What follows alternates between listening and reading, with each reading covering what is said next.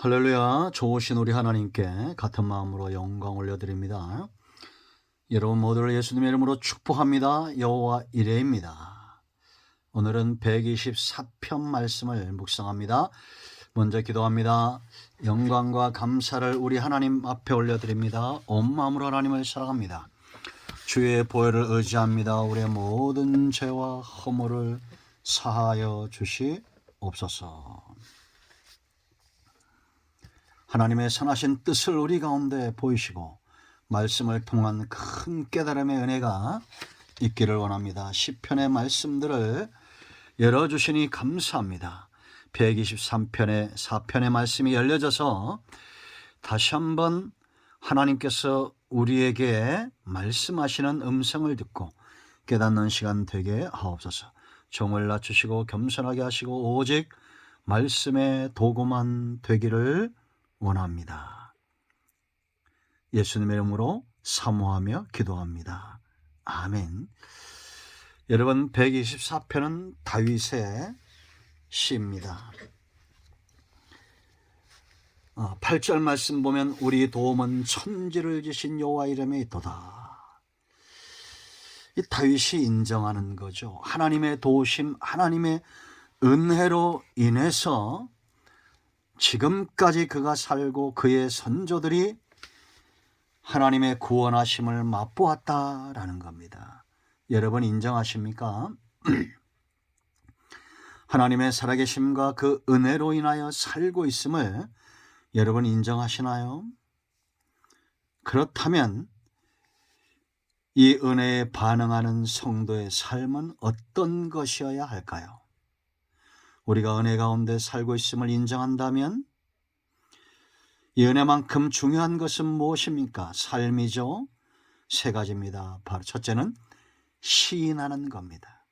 세상에서, 땅에서, 사람들 앞에서 하나님의 살아계심을 시인하고 내가 그 은혜로 인하여 살고 있음을 시인해야 됩니다. 1절, 2절 말씀 보면 다윗의 신앙이 그대로 드러나고 있죠. 이스라엘은 이제 말하라는 겁니다. 말하기를 여호와께서 우리 편에 계시지 아니하셨더라면 우리가 어떻게 하였으랴. 사람들이 우리를 치러 일어날 때 여호와께서 우리 편에 계시지 아니하셨더라면, 하나님이 우리와 함께 하시고 하나님은 우리의 편이시고 너희는 오직 여호와를 거역하지 말라라고 말했던 모세처럼 우리는 사람들 앞에서, 세상에서 하나님을 시인하는 삶을 살아야 됩니다. 이것이 다윗의 신앙이에요. 여러분, 여호수아 갈렙의 신앙을 우리가 알죠. 민수기 13장과 14장 보세요. 낱말은 누가 듣고 반말은 누가 듣는다고 그랬습니까? 하나님이 듣는다고 그랬죠. 14장 28절 말씀 제가 자주 인용합니다. 하나님이 그들에게 이르기를 여호와의 말씀에 내 삶을 두고 맹세하노라. 이 무서운 말씀입니다.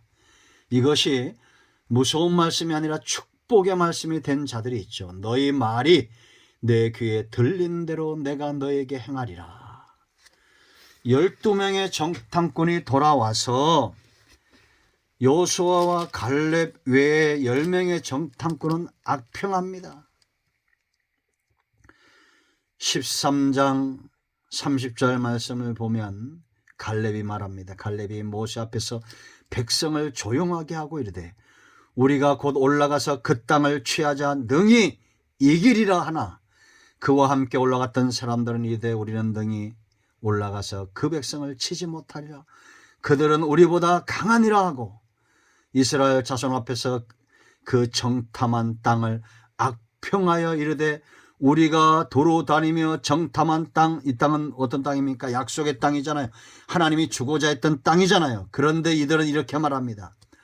그 거주민을 삼키는 땅이요 거기서 본 모든 백성은 신장이 장대한 자들이며 거기서 네피림의 후손인 아낙 자손의 거인들을 보았나니 우리는 스스로 보기에도 메뚜기 같으니 그들이 보기에도 그와 같았을 것이라. 하나님이 얼마나 속상했겠습니까? 그러나 여호수아 갈렙은 이렇게 말합니다. 14장 9절에 다만 여호와를 거역하지는 말라. 또 그 땅 백성을 두려워하지 말라. 그들은 우리의 먹이라. 그들의 보호자는 그들에게서 떠났고 여호와는 우리와 함께 하시느니라. 그들을 두려워하지 말라. 이때 이 백성들이 돌을 들어 여호수아 갈렙을 치리했습니다. 여러분, 결국 어떻게 되었습니까? 여호수아와 갈렙과 그에게 속한 자들은 다 가나안 땅을 유업으로 얻었죠. 말 한마디가 이만큼 중요한 겁니다. 그러나 악평했던 자들은 하나님의 진노 가운데 광야에서 그 후손들이 기업을 누리지 못하고 다 죽습니다. 말만 잘하시면 됩니다. 시인하면 됩니다. 여호와는 나의 목자시니 내가 부족함이 없다라고 아무리 얘기해도 안 듣는 분들은 어쩌자는 거예요? 시인하세요. 말만 잘하시면 돼요. 마태복음 10장 32절 뭐라 했습니까? 우리가 사람 앞에서 예수님을 시인하면 예수님도 하늘 보좌에서 우리를 시인하신다는 겁니다. 말하는 게 그렇게 어렵습니까? 두 번째, 하나님 편에 철저하게 서야 돼요. 적들이 아무리 두렵고 무서워도 그들 보지 마세요. 하나님 보세요. 하나님 편에 서야 됩니다. 여러분, 홍해나 골리앗이나 풀무나 사자굴은 누구에게나 다 두려운 겁니다. 뭐 다니엘이라고 해서 모세라고 해서 살감에서 아벤노고라고 해서 여러분 두렵지 않습니까? 그러나 이들은 하나님과 하나님의 말씀을 귀하게 여기는 자들이에요. 앞으로 저와 여러분이 대면해야 될 적들, 싸워야 될 적들을 제가 알려드릴게요. 오늘 성경에 있습니다. 제가 알려주는 게 아니죠. 성경에 그대로 이 말씀을 우리가 보세요. 골리앗 앞에 다윗의 싸움이 아니라 우리의 싸움이고 홍해 앞에 모세만의 싸움이 아니라 이스라엘과 우리의 싸움입니다. 그들은 불처럼 잔인합니다. 3절 보세요, 여러분. 그때 그들의 노여움이 우리에게 맹렬하여 우리를 산채로 삼킬 것이니 불처럼 삼키는 불처럼 잔인하다는 겁니다.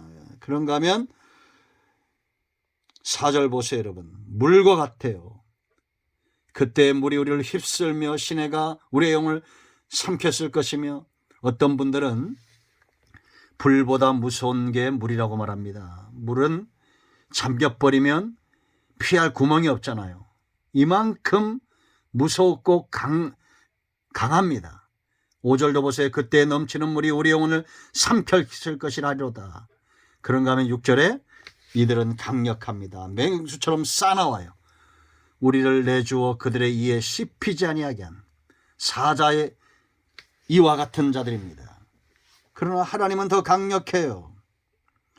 우리가 하나님 편에 서지 않으면 절대 이길 수 없는 적들이란 얘기입니다. 그러므로 불처럼 물처럼 사자처럼 맹수처럼 싸나운 역사가 있을 때 여러분 주눅들지 말고 눈물 돌리지 말고 한숨도 쉬지 말고 이 싸움은 여호와께 속한 것이구나. 하나님이 아니면 이길 수가 없구나. 골리앗 사람의 힘으로 안 되잖아요. 홍해 사람의 힘으로 안 되잖아요. 계산 나오잖아요. 사자굴 사람의 힘으로 안 되잖아요. 불못불 사람의 힘으로 안 되잖아요. 계산 나오셨습니까? 그렇다면 하나님 편에 잠잠히 기다림이 좋습니다. 세 번째, 우리가 하나님의 은혜로 사는 것을 인정한다면 합당한 영광을 돌려야 됩니다. 자, 6절 보세요.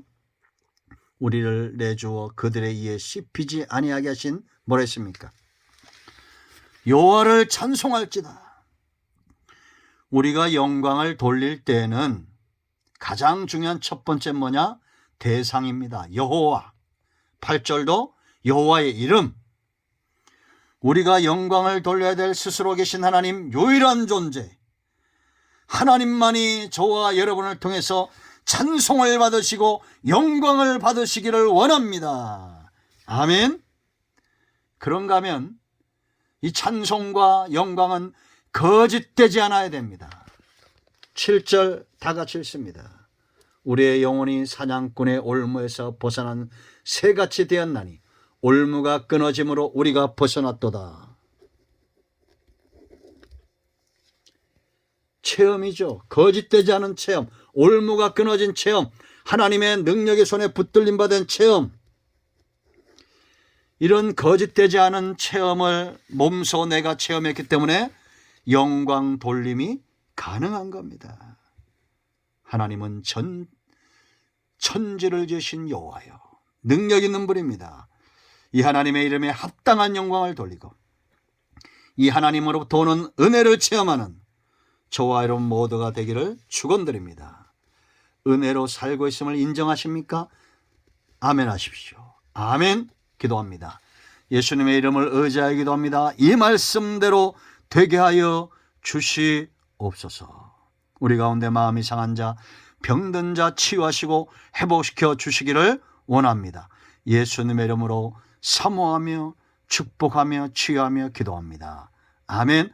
할렐루야, 응답되었습니다. 여러분 모두를 축복합니다. 아멘.